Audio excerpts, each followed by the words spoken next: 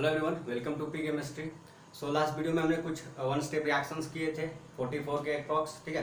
तो आज उसके आगे करने वाले हैं, बिकॉज हम लोग करना कितना 100 से ज़्यादा रिएक्शंस करने हैं, ठीक है। चलो तो आगे बढ़ते हैं। आज हम लोग क्या करने वाले हैं, नेक्स्ट है हमारा 44। ओके, तो एक क्लोरोबेंजीन टू टॉलिन बनाना है। क्लोरोबेंजीन से आपको क्या बनाना है, टॉलिन बनाना है। तो क्या करना है, आप क्लोरोबेंजीन लेना है और आपको बनाना है टॉलिन।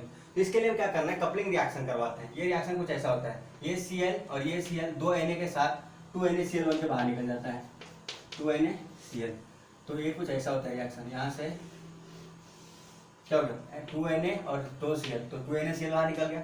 अब यहाँ बचा क्या हमारे पास, देखो एक बॉन्ड यहाँ खाली हो गया और एक बॉन्ड इसका भी खाली होता है। ये दोनों आपस में कपलिंग कर लेते हैं, जुड़ जाते हैं। तो ये बन गया, यहाँ जो बॉन्ड खाली था और यहाँ जो बॉन्ड खाली, दोनों आपस में जुड़ गए, तो ये बन गया आपका टॉलिन, ठीक। तो ये जो प्रोसेस है, ये जो रिएक्शन है, उसको बोलते हैं उर्ज-फिटिक रिएक्शन। ये नेम रिएक्शन है उर्ज-फिटिक रिएक्शन। ओके, चलो नेक्स्ट है हमारा aniline to phenyl carbyl amine. Phenyl carbyl amine क्या होता है, this is your phenyl group and this is your carbyl amine, N triple bond C। इसको आप बोलोगे सर आइसोनाइट्राइल बोलते हैं या फिर आइसोसाइनाइड बोलते हैं। हाँ, तो इसको अगर फिनाइल के साथ जुड़ा इसको फिनाइल कार्बाइल अमाइन बोलते हैं। हाँ, अब ये इसमें एक इंपॉर्टेंट वर्ड मैं बताता हूँ। पहले आपको क्या करना है, एनिलीन लेना है। इसके लिए आपको यूज करना है एनिलीन यूज करना है, और आपको क्लोरोफॉर्म, ये आपका क्या है क्लोरोफॉर्म, दिस इज क्लोरोफॉर्म,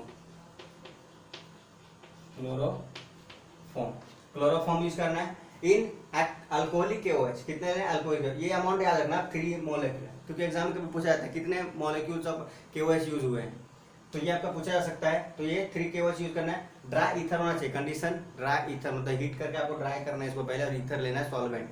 तो आपका मिल जाएगा, ये मिल जाएगा कार्बाइल अमाइन, या फिर बोल सकते हैं फिनाइल आइसोनाइट्राइल भी इसको बोल सकते हैं, ये मिलेगा। अब ये रिएक्शन इतना इंपॉर्टेंट क्यों है, मैंने क्यों इसको बोला कि बहुत इंपॉर्टेंट है, VVI बोल दो, ऐसे तो सारे VVI, लेकिन ये कुछ ज्यादा है, क्योंकि ये यूज होता है use for test of primary amine.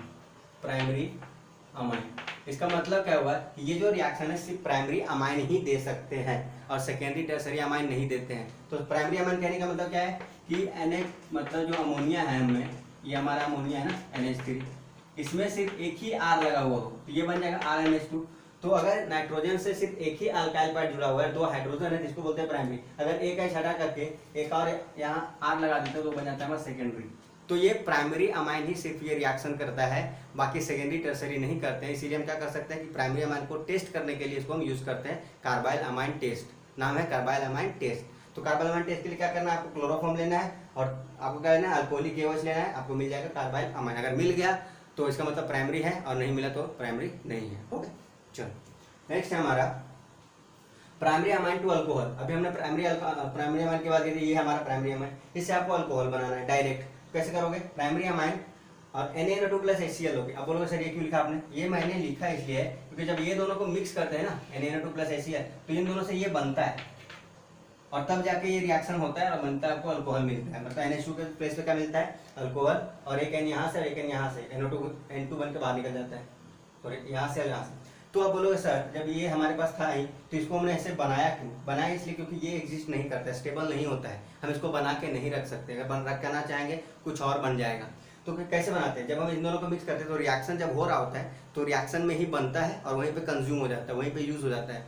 तो जो कंपाउंड रिएक्शन में बने और वहीं पे यूज हो जाए, उसको हम बना के नहीं रख सके, उसको बोलते हैं C2। कहाँ बना है ये C2, तो जिस टाइम पे ये बनता है, जिस प्रोसेस में बनता है ये, उसको बोलते हैं C2 process, SITU, C2 process. तो ये C2 प्रोसेस में बनता है और यूज हो जाता है, तो इसको हम तो बना के रख नहीं सकते। तो जब ये दोनों को मिक्स करते हैं तो इससे ये बनता है और फिर आके ये यूज अप हो जाता है और हमको प्रोडक्ट देता है। चलो यानी क्लियर आपको, आगे बढ़ते हैं फिर।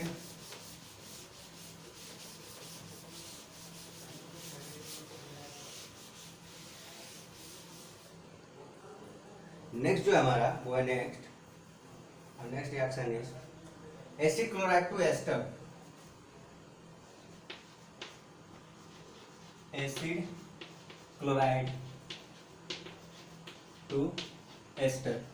तो एसिड क्लोराइड को एस्टर में कैसे कन्वर्ट करोगे, सबसे पहले देख लेते हैं एसिड क्लोराइड और एस्टर का। एसिड क्लोराइड का फॉर्मूला होता है RC≡OC, शॉर्ट में लिखेंगे RCOCl, ठीक है।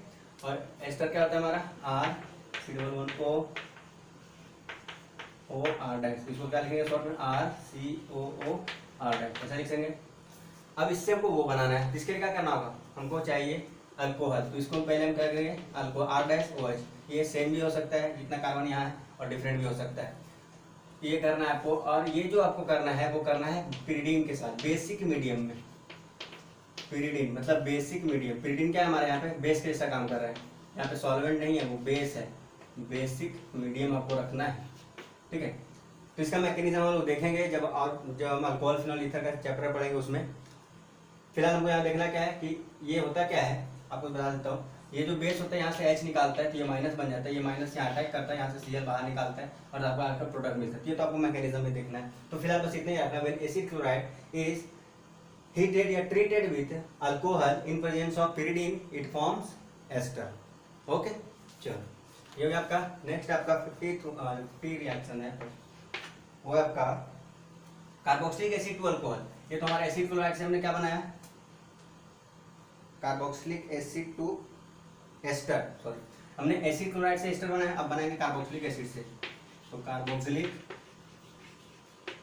एसिड टू एस्टर बनाना है आपको। तो इसके लिए क्या करना होगा, आपको कार्बोक्सिलिक एसिड लेना होगा, ले लिया हमने, ये हमारा कार्बोक्सिलिक एसिड है, और एस्टर बनाना है। तो एस्टर हमारा ये चाहिए, ये होता है हमारा एस्टर। अब R- मतलब ये कहाँ से आएगा, तो आपको लेना है यहाँ पे अल्कोहल R- वाला, मतलब डिफरेंट भी हो सकता है और सेम भी हो सकता है, लेकिन ये जो रिएक्शन होगा वो एसिडिक मीडियम में होगा।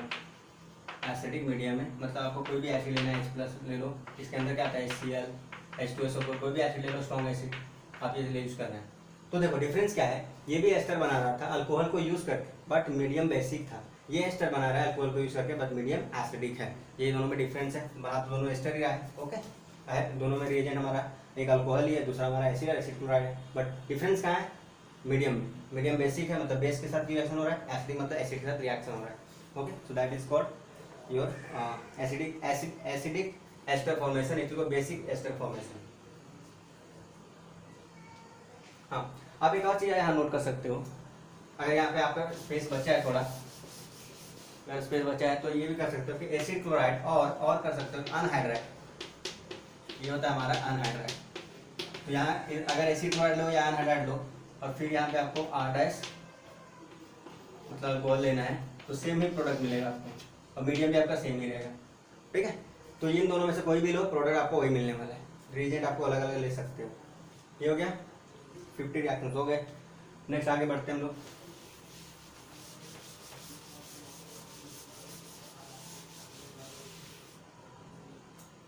फिर आपका 51, इसमें क्या करना है आपको, अल्कोहल टू सोडियम पेरोक्साइड बनाना है, फेनॉक्साइड बनाना है, मतलब phenol to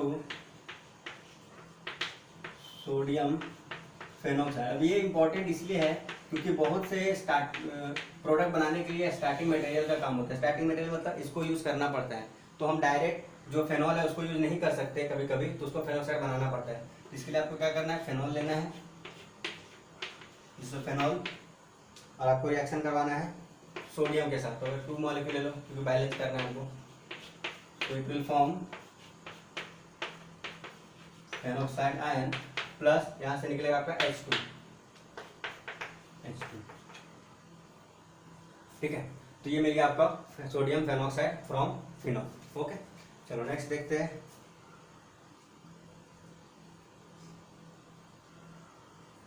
sodium phenoxide to anisole, अभी मैंने बताया था ना कि इसको हम बहुत जगह पे यूज करते हैं बनाने के लिए, तो एक बार पहले भी हम यूज कर चुके हैं। जब इसको ईथर बनाना होता है तो सोडियम फेनॉक्साइड को भी यूज करते हैं हम, ठीक है। अब नेक्स्ट हमारा है कि सोडियम फेनॉक्साइड से बनाना है आपको anisole, sodium phenoxide to anisole. क्या होता है एनिसोल, एनिसोल होता है आपका ये सोडियम फेनॉक्साइड, पहले लिखते हैं हम, ये हो गया आपका सोडियम फेनॉक्साइड, अभी बनाया हमने। एनिसोल होता है, देखो ये सारे जो नाम है ना, एनिसोल, टोलिन, एनिलीन, ये है कॉमन नेम, और मैंने आपको 100+ कॉमन नेम पहले ही दिए हुए हैं। आप चैनल पे जाओगे, वहाँ पे एक प्लेलिस्ट बना हुआ है 100+ common name of organic compound, उसको देख लो, बहुत इंपॉर्टेंट है। डायरेक्ट क्वेश्चन आते हैं कभी कभी एग्जाम में, और इनडायरेक्टली ऐसे पूछे जाते हैं। जब आपको नाम दिया जाएगा एनिसोल, जब आपको एनिसोल ही पता नहीं रहेगा तो रिएक्शन जानते हुए आप नहीं बना पाओगे, इसलिए कॉमन नाम लर्न होना बहुत जरूरी है। 100 रिएक्शन मैंने 100 नेम रिएक्शन, सॉरी हम सॉरी 100 कॉमन नेम मैंने अपलोड किए हुए हैं, तो पहले आप वो देखो और उसके बाद वो आपको क्या होगा, बहुत हेल्पफुल हो जाएगा वो। चलो अब ये क्या करना है, आपको लेना है यहाँ पे CH3I, ओके। लेकिन ये जो हमारा होगा हीट कर दो ड्राई ईथर में, ये भी रिएक्शन आपको ड्राई ईथर में करना है, तो मिल जाएगा आपको anisole, this is called एनीसॉल।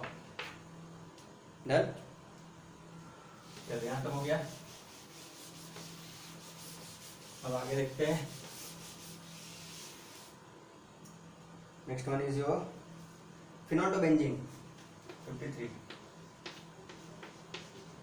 Phenol to benzene, देखो बेंजीन बनाने के बहुत कम ही तरीके होते हैं, बहुत कम ही मेथड है, इसलिए ये इंपॉर्टेंट है। इससे पहले हमने क्या किया था, डाइजोनियम क्लोराइड से बनाया था बेंजीन, डाइजोनियम क्लोराइड से बेंजीन बनाया था। अभी हम क्या करेंगे, फेनॉल से डायरेक्ट बनाएंगे बेंजीन। तो ये हमारे पास है फेनॉल,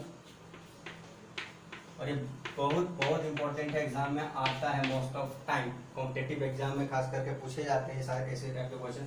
आपको क्या करना है, जिंक डस्ट लेना है, तो जिंक का डस्ट लेना है और उसके साथ इसको हीट कर देना है। बस इतना करोगे आपको मिल जाएगा बेंजीन प्लस ZnO, मतलब ऑक्सीजन किसके पास आ गया, जिंक के पास आ गया, जिंक ऑक्साइड मिलेगा और बेंजीन मिल जाएगा।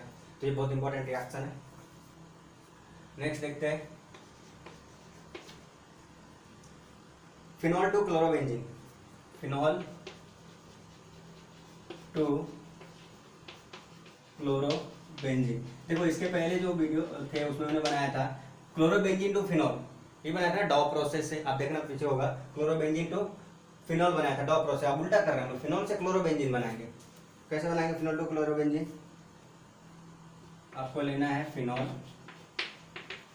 और उसको हीट करना है PCl5 के साथ, हीट कर दो PCl5, फास्फोरस पेंटाक्लोराइड, क्या मिल जाएगा आपको, और यहाँ से बाई प्रोडक्ट क्या मिलेगा आपको, POCl3 प्लस HCl, ये दोनों बाई प्रोडक्ट है। तो कभी कभी बाई प्रोडक्ट भी PCl के केस में पूछता है कि what is the by product, तो ये हमारा मेनली ये पूछा था POCl3, phosphorus oxy trichloride, phosphorus oxy trichloride. यहाँ तक हो गया आपका phenol to chlorobenzene.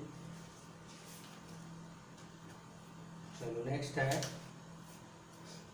Phenol to picric acid, ये बहुत इंपॉर्टेंट रिएक्शन है, इसको थोड़ा, इसमें 2-3 कॉन्सेप्ट्स हैं, उसको मैं पहले रब करता हूँ, तो समझना जरूरी है ये, और ऐसा क्यों होता है ये रिएक्शन वो भी समझना जरूरी है।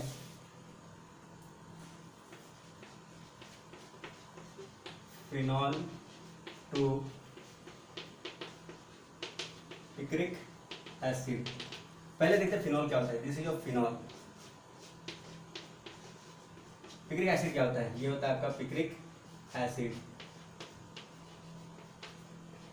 देखो ये पिक्रिक एसिड फिर क्या हो गया, कॉमन नेम हो गया, तो अगर आपको कॉमन नेम नहीं आएगा तो एग्जाम में क्वेश्चन छोड़ के आओगे 4 मार्क्स के, या अगर बोर्ड एग्जाम है तो 2 मार्क्स के तो आएंगे, यहाँ छोड़ के आओगे, इसलिए कॉमन नेम लर्न करना बहुत जरूरी है। 100 मैंने दिए हैं, उससे ज़्यादा कभी पूछे नहीं जाते हैं, बाई चांस 1-2 इधर से पूछे जाएंगे। तो इसके लिए आपको क्या करना है, इसके लिए ये करना है, आपको मिक्सर लेना है concentrated H2SO4 plus concentrated HNO3 को, इनका मिक्सचर लेना है। इन दोनों के मिक्सचर को हम बोलते हैं नाइट्रेटिंग मिक्सचर, नाइट्रेटिंग मिक्सचर बोलते हैं। आपको क्या करना है, नाइट्रेटिंग मिक्सचर लेना है, ले लिया, ओके। उसके बाद ये जो है ये हमारा एक्वस मतलब वाटर के प्रेजेंस में होगा, तो वाटर के प्रेजेंस में होगा तो जितने भी जगह पे सब्स्टिट्यूशन हो सकता है, ये रिएक्शन होता है इलेक्ट्रोफिलिक सब्स्टिट्यूशन रिएक्शन। मैंने आपको पहले क्लोरोबेंजीन का नाइट्रेशन बताया है, तो जिस तरह से क्लोरोबेंजीन का नाइट्रेशन होता है उसी तरह से हमारा फिनॉल का नाइट्रेशन होगा, ठीक है। मतलब ऑर्थो और पैरा पे जाए, क्योंकि ये जब रेजोनेंस करेगा तो इलेक्ट्रॉन कहाँ पे आएगा, ये यहाँ रेजोनेंस करेगा, ये डबल बॉन्ड यहाँ शिफ्ट हो जाएगा, तो ऑर्थो और पैरा पे आ जाएगा, इलेक्ट्रॉन डेंसिटी ज़्यादा, और ये दोनों क्या करते हैं, ये दोनों इलेक्ट्रोफाइल देते हैं NO2 प्लस, ये हमारा इलेक्ट्रोफाइल होता है। तो ये जाके जहाँ जहाँ पॉसिबल वहाँ हो जाते हैं, क्यों, क्योंकि जो हमारा मीडियम यहाँ है वाटर है, पोलर मीडियम है, मतलब ये जो मीडियम है स्ट्रॉन्ग मीडियम है, तो इसके वजह से हमारा जितने जगह पे पॉसिबल है सब्स्टिट्यूशन हो जाता है। तो ये बन गया आपका फिनॉल टू पिक्रिक एसिड, ये आपका पिक्रिक एसिड है, पिक्रिक एसिड। या इसको नाम अगर IPSC ने लिखे क्या लिखेंगे, 1 2 3 4 2 4 6 ट्राइनाइट्रोफिनॉल भी बोलेंगे। बट अगर आपको बोलोगे सर हम लोग सब जगह रिएक्शन नहीं करवाना है, सिलेक्टिव रिएक्शन करवाना है, बताइए या तो ऑर्थो पे करवा दो या तो पैरा पे करवा दो, यहाँ पे सारे ऑर्थो पैरा पे हो जा रहे हैं, तो हाँ कर सकते हैं। अगर हमने मीडियम चेंज कर दिया, नाइट्रेटिक मिक्सचर तो सेम रहेगा। आपको ये वाटर की जगह पे CH2 लेना है, नॉन पोलर सॉल्वेंट लेना है। ये है आपका नॉन पोलर और ये था आपका पोलर सॉल्वेंट। तो जब पोलर सॉल्वेंट लेते हैं तो ये बहुत ज़्यादा रिएक्टिव हो जाता है, इतना ज़्यादा रिएक्टिव होता है कि सारे पोजीशन पे रिएक्शन कर जाता है। और जब नॉन पोलर सॉल्वेंट लेते हैं CH2 तो ये क्या होता है, सिलेक्टिव रिएक्शन देता है। मतलब दो प्रोडक्ट देगा कोई OH NO2, या तो ऑर्थो सब्स्टिट्यूटेड प्लस क्या देगा आपको, ये OH और ये पैरा सब्स्टिट्यूटेड। तो इसमें ऑर्थो सब्स्टिट्यूटेड हमारा मेजर प्रोडक्ट होता है और ये हमारा माइनर प्रोडक्ट होता है। ये मेजर क्यों होता है, due to hydrogen bonding, due to intra molecular hydrogen bonding. Intra मैं यहाँ नहीं लिख रहा तो ये लिखेगा नीचे आपको, ठीक है। चलो तो ये समझ गया आपको, मैं यहाँ लिखता हूँ, ये क्यों, इसका रीजन लिख रहा हूँ यहाँ पे, due to intra molecular hydrogen bonding. क्या होता है इंट्रा मोलिकुलर हाइड्रोजन बॉन्डिंग, जब बॉन्डिंग करने वाले दो मॉलिक्यूल एक ही, दो जो ग्रुप है एक ही मॉलिक्यूल में हो, तो OH और NO2 एक ही ग्रुप में है ना, तो अगर ये यहाँ पे बॉन्डिंग करता है ऐसे हाइड्रोजन बॉन्डिंग, उसको बोलते हैं इंट्रा मोलिकुलर हाइड्रोजन बॉन्डिंग। इसकी वजह से ये ज़्यादा स्टेबल हो जाता है। वैसे तो मेजर प्रोडक्ट हमारा पैरा सब्स्टिट्यूटेड होता है always due to hindrance, but यहाँ पे ये हो जाता है क्योंकि यहाँ पे करता है क्या, इंट्रा मोलिकुलर हाइड्रोजन बॉन्डिंग। तो देखो यहाँ पे इंपॉर्टेंट पॉइंट ये था कि हमारा अगर ये जो रिएक्शन है बहुत ज़्यादा रिएक्टिव है, तो अगर आपको एग्जाम में दे दिया है कि ये दो A और B करके दिया है और B प्रोडक्ट भी बना के देगा, तो बोलेगा which of the following is highly reactive, A B both none of this, ऐसा कुछ ऑप्शन देगा। A is more reactive than B, B is more reactive than A, ऐसा कुछ ऑप्शन आएंगे। तो आपको क्या करना है, जिसमें पोलर सॉल्वेंट दिखेगा वो आपका होगा मोर रिएक्टिव, हाईली रिएक्टिव, और जिसमें नॉन पोलर होगा आपका लेस रिएक्टिव होगा। ओके चलो अब आगे बढ़ते हैं। यहाँ पे बहुत सारे कॉन्सेप्ट मिल गए आपको। कितने हो गए, 56 हो गए थे। नेक्स्ट आगे देखते हैं, सैलिसिलिक एसिड बनाना है, sorry salicylic acid to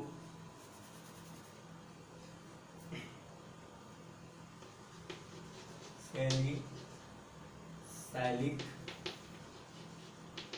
acid to salicylic acid से अगर आपको एस्पिरिन बनाना है, ये भी कॉमन नेम है, ये बहुत इंपॉर्टेंट, इसका स्ट्रक्चर बहुत टाइम पूछ चुका है।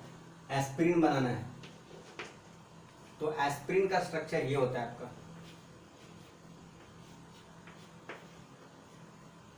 दिस इज योर सॉरी हो गया, तो O है, O है, ये CH3 है और यहाँ पे है एसिटिक एसिड, मतलब acid group, this is your aspirin.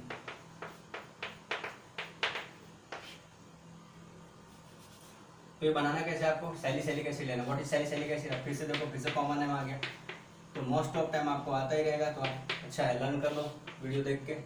तो सैलिक एसिड हो गया। अब इसके साथ आपको करना है, ये है अनहाइड्राइड, ठीक है, प्लस एसिड। ये अनहाइड्राइड का फॉर्मूला क्या है, C≡O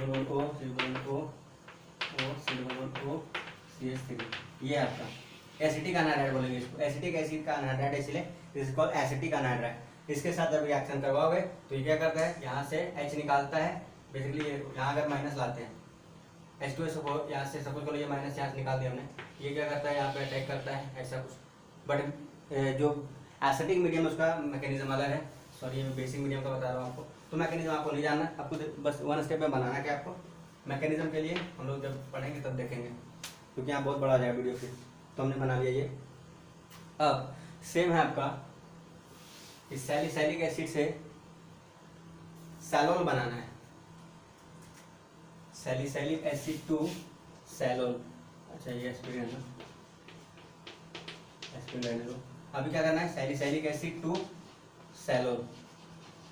तो सैलोल क्या होता है पहले वो देख लेते हैं। तो ये आपका होता है सैलोल like this, OH C≡O C6H5, ये आपका है सैलोल का स्ट्रक्चर। सैलोल किससे बनाना है आपको, सैलिसिलिक एसिड। ड्रॉ कर लो सैलिसिलिक एसिड पहले, OH C≡OH। अब इसके साथ क्या ट्रीट करवाना है आपको, C6H5OH in presence of POCl3 तो आपका बन जाएगा सेलोन।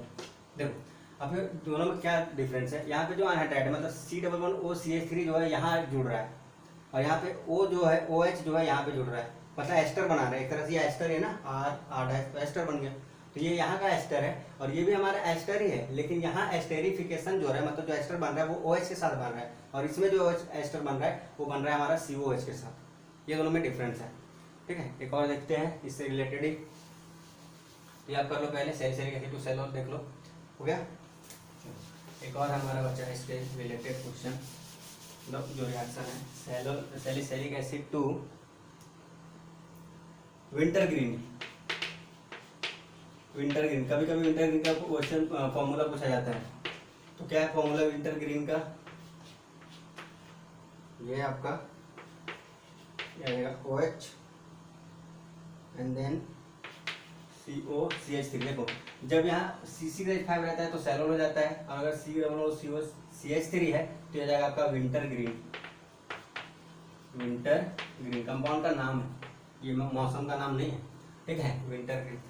तो अभी किससे बनाना है हमको, सैलिसिलिक एसिड से ना, तो will take salicylic acid, so this is your salicylic acid. इसके साथ क्या रिएक्शन करवाना पड़ेगा हमको, देखो एस्टेरिफिकेशन करवाना है ना, एस्टेरिफिकेशन करवाना है तो एसिडिक एस्टेरिफिकेशन करवाना, CH3COH और H2SO4। बेसिक करवा सकते हैं, बट बेसिक जब करवाएंगे ना तो यहाँ हो जाएगा रिएक्शन एस्टेरिफिकेशन, लेकिन हमको बेसिक नहीं करवाना, हमको एसिडिक करवाना है, इसीलिए हम एसिडिक लेते हैं और ये बन जाता है आपका विंटर ग्रीन। ओके, तो फाइनली हमने कितने कर लिए, it was approx 60 reaction approx, ठीक है। तो इसमें हम इस वीडियो में यहीं तक करते हैं, आगे फिर करेंगे नेक्स्ट वीडियो में, आगे करेंगे हम लोग इसके आगे, ठीक है। तो फिलहाल हमने 4 वीडियो हो गए, जिसमें कि आपने 1 स्टेप कन्वर्जन देख लिए, एक कंपाउंड से दूसरे कंपाउंड को एक स्टेप पे कैसे बनाया जाएगा। तो अगर आपको लग रहा है कि हाँ, अगर आप इसको देखने के बाद आप ना प्रीवियस ईयर का क्वेश्चन सॉल्व करना या फिर आपके एक्सरसाइज सॉल्व करना, तो आई थिंक मैक्सिमम जो ऑर्गेनिक के क्वेश्चन आपके जो कन्वर्जन वाले हैं वो सॉल्व हो जाने चाहिए, ठीक है। 50% तो सॉल्व हो ही जाने, क्योंकि अभी इसके बाद हम लोग करेंगे 2 स्टेप कन्वर्जन, तो 2 स्टेप कन्वर्जन भी आते हैं क्वेश्चन में। तो हमारा जो 1 स्टेप कन्वर्जन है वो फाइनली तो यहाँ तक लगभग हो जाएगा आपका, ठीक है। तो मिलते हैं नेक्स्ट वीडियो में, and please like, subscribe and share, and thanks for watching.